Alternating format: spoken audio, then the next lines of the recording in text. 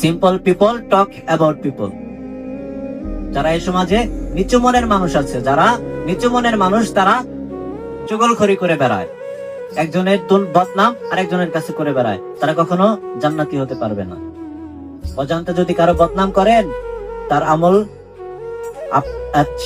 সেই গুণাগুলো আপনার আমল নামার ভিতরে এসে যাবে, আর আপনি যে আমল করেছেন ওইগুলা তার আমল নামার ভিতরে যাবে। তাহলে কি কারো নামে বদনাম করা যাবে?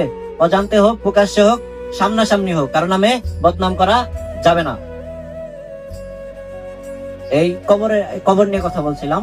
কবর, আপনি একটু কবরের কাছে যান, কবরের কাছে গিয়ে একটু দাঁড়ান, দেখেন যে আমারও তো একদিন এখানে আসতে হবে, তাই না?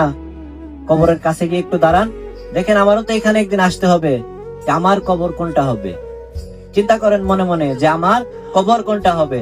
10 মিনিট পরে আমার পজিশন কিরকম থাকবে আমি জানি না। 10 মিনিট পরে কি আমি বাঁচতে পারবো না পারবো না এটা আমরা জানি না।